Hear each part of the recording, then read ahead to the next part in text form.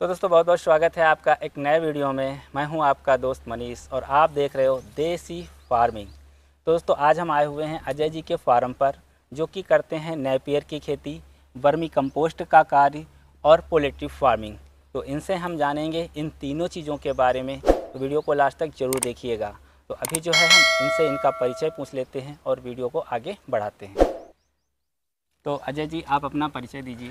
हाँ, मेरा नाम अजय कुमार विमल है और ये हमारा फार्म जो है village and post Baigaon district Unnao में है। तो अभी जो है सबसे पहले हम इनसे नेपियर के बारे में पूछते हैं कि जो नेपियर होती है ये क्या होती है, इसकी खेती किस तरह से की जाती है और किस तरह से आप इसकी खेती कर सकते हो और इसके क्या क्या फ़ायदे हैं। तो अजय जी ये आपने जो नेपियर लगा रखी है तो इसके बारे में थोड़ा शार्ट में हमें जानकारी दें। ये हमारे पास जो नेपियर है एक्चुअली दो वैरायटी की है। इधर जो हमारे पास लगी हुई है ताइवान जायंट किंग ग्रास है और इसके जस्ट पीछे लगी हुई है 4G बुलेट है, सुपर नेपियर 4G बुलेट। ये हम लोग ने 2018 में जो है इसको मैंने लगाया था और बहुत ही अच्छी वैरायटी है। ये जानवरों को खिलाने वाला हरा चारा है, वर्ष भर चलने वाला हरा चारा है। इसको एक बार आप लगा दीजिए, आपका 8 से 9 साल 10 साल अगर आप अच्छे से केयर करते हैं, पानी देख रेख सही टाइम पर देते हैं, 8-10 साल आराम से चलेगा। तो इसकी अभी तक जो है इंडिया में कितनी वैरायटी लगभग आ रही है? इंडिया में तो वैसे होंगी तो बहुत सारी वैरायटी, लेकिन हमने जो सबसे अच्छी वैरायटी जो अपने इंडिया में सिलेक्टेड वैरायटी हैं, सिर्फ 2 ही वैरायटी हैं अभी।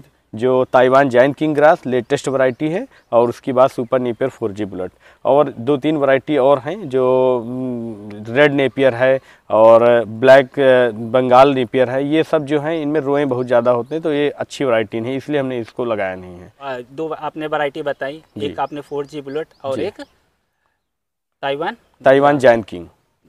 इनमें से अगर दोनों में से कोई सिलेक्ट करना चाहे तो कौन सी बेस्ट रहती है? मैं तो सबसे बोलूँगा कि ताइवान जायंट किंग ग्रास लगाएं, क्योंकि ताइवान जायंट किंग ग्रास में जो कल्ले का मोटाव है वो थोड़ा ज़्यादा है और 4G बुलेट में हल्का सा कम है, 1-2 mm का फ़र्क है। बाकी दोनों जो है अपने आप में बहुत ही अच्छी वैरायटी हैं। और बढ़वार की बात की जाए तो दोनों सेम है। आराम से जो नेपियर है जी, ठीक है, इसे लगाने का समय कब होता है? लगाने का समय आप फरवरी से लेके अक्टूबर नवंबर तक, मतलब पूरे 8 से 9 महीने 10 महीने तक आप इसको लगा सकते हैं। सिर्फ कोहरे का जब सीजन चलने लगता है, यानी कि दिसंबर और जनवरी, उस महीने में कल्लों का फुटाव नहीं होता है, उसकी वजह से जो है हम लोग मना करते हैं फार्मर को कि ना लगाए। और लगाना चाहते हैं तो वो भी लगा सकते हैं, बस फुटाव थोड़ा धीरे होता है। इस नेपियर को हम कौन कौन से जानवरों को खिला सकते हैं? ये आप जो भी चरने वाले जानवर हैं, गाय, भैंस, बकरी, ऊँट, और आपका वो हो गया ये, इनको मछलियों को भी आप डाल सकते हैं। जो आजकल ग्रास नेपियर चलती है, ग्रास कार्प जो मछली है उसको भी आप खिला सकते हैं। और साथ में अगर आप मुर्गियों को खिलाना चाहते हैं तो मुर्गियों को भी खिला सकते हैं, लेकिन 2 से 3 फीट की हाइट में ही आप छोटा छोटा चॉप करके कटिंग करके खिला सकते हैं। इसको भी बड़े शौक से मुर्गियाँ खाती हैं। इस नेपियर को लगाने के लिए कितनी जगह में कितनी नेपियर लगाई जा सकती है? आप अगर देखा जाए तो एक सिस्टम होता है, एक आप लंबी रस्सी ले लीजिए और एक छोर से दूसरे छोर पे छोड़ दीजिए और 2x2 पर लगा दीजिए या 3x3 पर लगा दीजिए। बीच की जो मेड़ की दूरी है नेपियर से नेपियर की दूरी, वो 2.5 से 3 फीट आप छोड़ सकते हैं। और इसकी हाइट की बात की जाए, लगाने से आप 40 दिन बाद, इसकी 40 से 50 दिन बाद कटाई कर सकते हैं। कटाई करने के बाद पहले आप छोड़ दीजिए और दूसरी तीसरी कटाई से आप जो है रेगुलर जानवरों को चारा आप दे सकते हैं। और हाइट की बात की जाए तो लगभग 3-3.5 महीने में करीब 16-17 फीट की हाइट इसकी अमूमन चली जाती, जो आपको सामने देखिए दिखाई दे रही है। तो इस नेपियर स्टिक को लगाने का जो तरीका है वो क्या होता है? लगाने के लिए आपको क्या करना है, ये हमारे पास आप देख रहे कलम है। ये जो छोर दिख रहा है ये बड़ा है और ये नीचे का साइज छोटा है। इसको आप स्टिक को ऐसे लेंगे और मिट्टी में 45 डिग्री पर तिरछा गाड़ देंगे और गाड़ने के बाद आपको पानी दे देना है। लेकिन इसमें एक बहुत इम्पोर्टेंट है कि फार्मर को लोग बताते नहीं हैं, इसमें इसको बीज शोधित करना बहुत ज़रूरी होता है।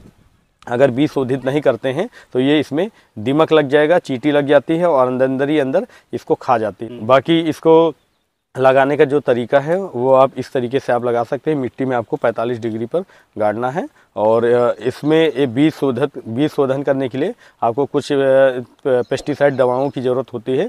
वो जब आप हमसे अगर लेते हैं या कहीं किसी से भी लेते हैं, उससे बीज शोधन के लिए ज़रूर पूछ लें कि इसको बीज शोधित करके ही लगाना है।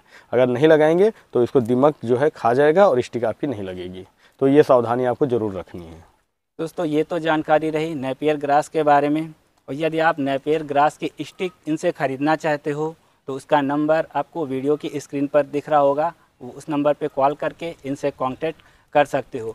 और यदि आप हमारा परिचय बता देते हो तो आपको इनसे 5% का एक्स्ट्रा डिस्काउंट भी मिल जाएगा।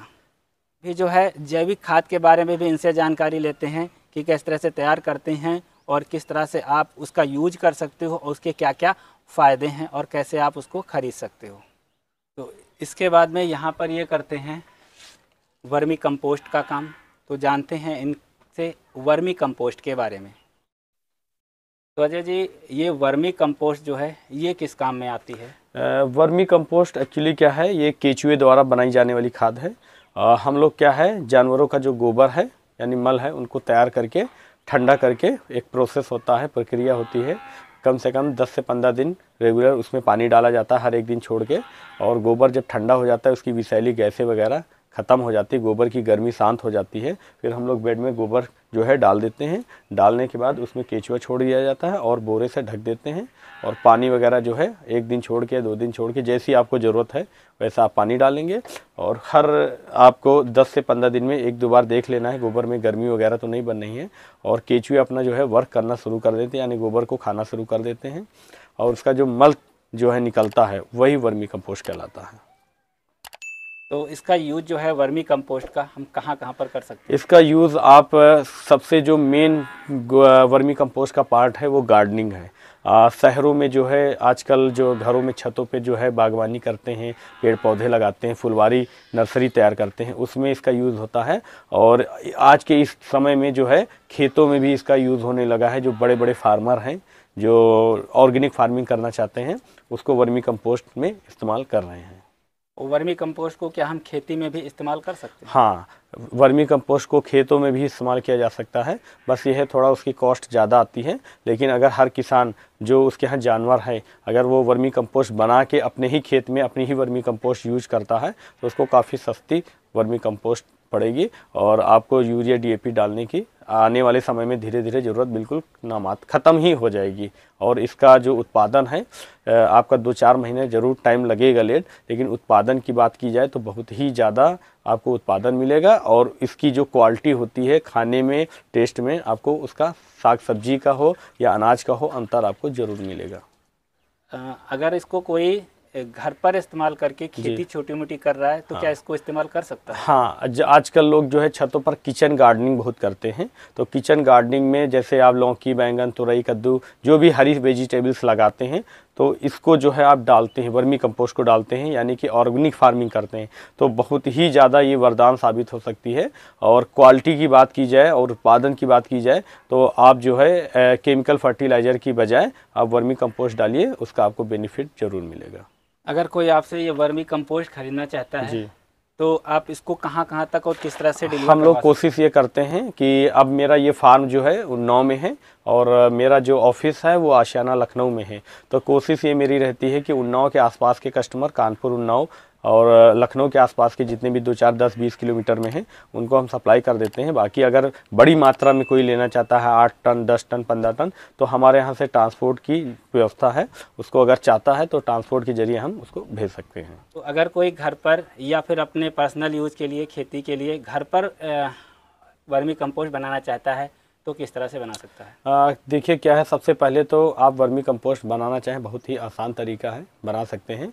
उस मेन इम्पोर्टेंट है आपको गोबर, दूसरा है आपको केचुआ। केचुआ अगर आपको आसपास में कहीं मिल जाता है तो ठीक है, अगर नहीं मिलता है तो आप हमारी यूनिट से भी ले सकते हैं और कुछ सरकारी संस्थान हैं वहाँ से भी आप जाके ले सकते हैं। तो केचुए का आपको सबसे मोस्ट इम्पॉर्टेंट है, केचुआ अगर आपको मिल जाता है तभी आप वर्मी कंपोस्ट बना सकते हैं, वरना आपको कहीं ना कहीं से परचेज़ करना पड़ेगा। और अगर हमारे यहाँ से आपको केचुआ लेना है तो आप ले सकते हैं। और हम फिर अगर आप हमारे यहाँ से केचुआ ख़रीदते हैं तो हम आपको पूरा उसका प्रोसेस बताएंगे, कैसे आपको वर्मी कंपोस्ट यूनिट इस्टेब्लिश करनी है। और अगर कोई कमर्शियल स्तर पर अगर वर्मी कंपोस्ट यूनिट लगाना चाहता है तो हम स्टेप बाय स्टेप उसको 2 से 3 महीने तक उसका पूरा प्रोसेस बताते हैं कि कैसे लगाना है और कैसे उसकी मार्केटिंग करनी है। तो यदि आप वर्मी कंपोस्ट खरीदना चाहते हो और चाहे ऑर्गेनिक खेती घर पर करना चाहते हो या फिर कमर्शियल रूप में करना चाहते हो तो वर्मी कंपोस्ट भी आप इनसे खरीद सकते हो। वीडियो के स्क्रीन पर आपको इनका नंबर मिल जाएगा। यदि आप हमारा रेफरेंस बता देते हो तो आपको इसमें भी 5% का एक्स्ट्रा डिस्काउंट मिल जाएगा। ये तो रही वर्मी कंपोस्ट के बारे में जानकारी, कैसे आप वर्मी कंपोस्ट का यूज कर सकते हो और कैसे आप घर पर बना सकते हो। और अभी हम इनकी जो है छोटी सी हैचरी है और मुर्गी पालन है उसके बारे में भी जानकारी लेते हैं। इसके अलावा दोस्तों यहाँ पर इनका एक छोटा सा मुर्गी फार्म भी है। लगभग 100 मुर्गियाँ जो कि हैं इन्होंने अंडों के लिए डाल रखी हुई हैं, क्योंकि ये जो मुर्गियाँ अंडे देती है इनसे ये चूज़ा निकाल करके चूज़ा भी सेल करते हैं। तो ये पोल्ट्री फार्मिंग का काम आप कब से करते हैं? पोल्ट्री फार्मिंग का हम लोग 2016 से काम कर रहे हैं, लेकिन जो कमर्शियल स्तर पे है वो 2018 से मैंने काम चालू किया था और काम ठीक है, अच्छा है। अगर पार्ट टाइम इसको करना चाहें तो आप आराम से जो है 20-25 हज़ार रुपये महीने के 30,000 कमाई कर सकते हैं। मुर्गी पालन में प्रॉफिट के बारे में अगर हम बात करें तो मुर्गी पालन में प्रॉफिट है या नहीं है? देखिए क्या है, मैं 2017 से बिल्कुल कमर्शियल पर्पस पे काम कर रहा हूँ। ऐसा नहीं है कि मुर्गी पालन में प्रॉफिट नहीं है, मुर्गी पालन में प्रॉफिट है। बस क्या है कि थोड़ा जानकारी लोगों को होनी चाहिए। बिना जानकारी के लोग जो है ज़्यादा मात्रा में मुर्गियाँ डाल देते हैं। पहले उनको 200, 300, 400, 500 तक मुर्गियाँ पाल के स्टार्टिंग करनी चाहिए। पहले उनको सीखें, समझें कैसा मार्केट है, कैसा मार्केट नहीं है। उस हिसाब से अगर काम करेंगे तो मुर्गी पालन में प्रॉफिट है। और जी, इसके लिए हमने कई वीडियो बनाए हैं मुर्गी पालन से संबंधित। हमने कंप्लीट जानकारी दी है और PDF बुक भी तैयार करके रखी है। और यदि आप उसको खरीद करके अच्छी तरह से पढ़ लेते हो तो आपको मुर्गी पालन की 99% उस बुक से जानकारी हो जाती है। पूरा करने का तरीका हर एक चीज़ हमने उस किताब में समझाया हुआ है, तो आप उसको खरीद के पढ़ सकते हो, जिससे कि आपको मुर्गी पालन की अच्छी जानकारी हो जाएगी। तो अभी जो है ये जो अंडे इनके पास मुर्गियों के होते हैं वो मशीन में हैचिंग करके लगा के चूजे बेचते हैं। तो चलिए अभी ज़रा हम उसको भी देख लेते हैं, इनकी हैचरी को भी छोटा सा, और कैसे ये सेल करते हैं ये भी जानेंगे हम। आइए दिखाते हैं।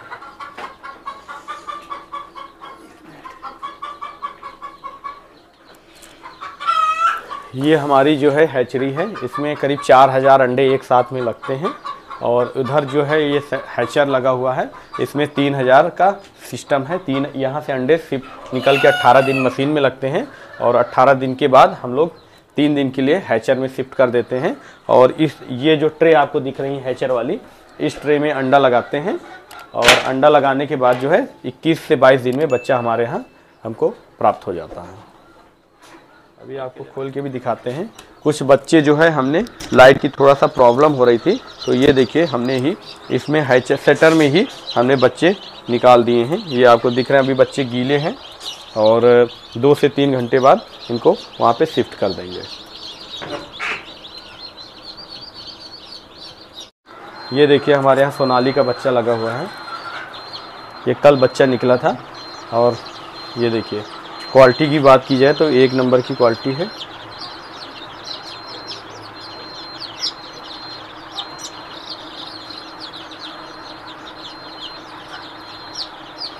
तो दोस्तों इस तरह से अजय जी नेपियर का, वर्मी कंपोस्ट का और पोल्ट्री फार्मिंग का काम करते हैं।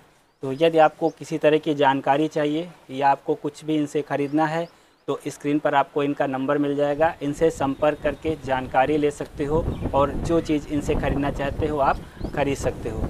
तो ये छोटी सी जानकारी थी। उम्मीद है मेरे द्वारा किया गया प्रयास और इनके द्वारा बताई गई बातें आपको समझ में आई होंगी। अगर आपको इस वीडियो से कुछ भी नया सीखने को मिला है तो वीडियो को लाइक करें, कमेंट करें, शेयर करें। चैनल को सब्सक्राइब नहीं किया है तो चैनल को ज़रूर सब्सक्राइब करें। फिर मिलते हैं हम आपको एक नए वीडियो में नई जानकारी के साथ।